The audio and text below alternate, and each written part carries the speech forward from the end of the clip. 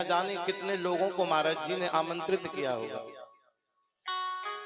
निमंत्रण दिया होगा कथा में आने के लिए, क्योंकि निमंत्रण पत्र सभी को बांटे गए हैं। और एक बात बताएं, निमंत्रण और आमंत्रण दोनों में अंतर है।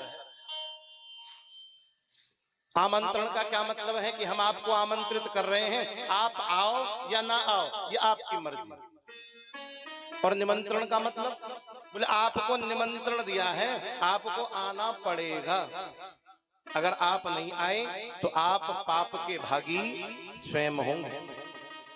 ब्राह्मण को यदि भोजन के लिए निमंत्रण दे दिया कि सुबह पंडित जी आकर के हमारे यहाँ भोजन पाना, और पंडित जी नहीं आए तो पंडित जी उस पाप के भोगी होंगे। और आ गए और आपने भोजन नहीं खिलाया, नहीं पवाया, तो आप पाप के भागी हैं। निमंत्रण और आमंत्रण दोनों में अंतर।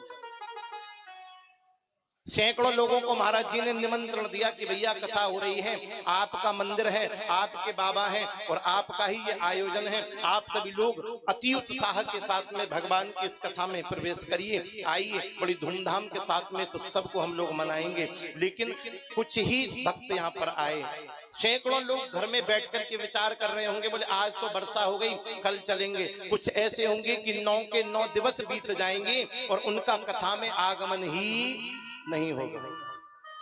ये क्या है?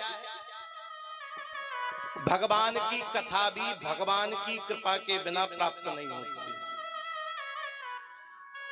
जीव परमात्मा को परमात्मा की कृपा के बिना जान नहीं सकता है। जब गोविंद भगवान कृपा करते हैं, जब ईश्वर कृपा करते हैं, जब जीव परमात्मा को जान पाता है, उनकी कृपा के बिना कुछ भी संभव नहीं है।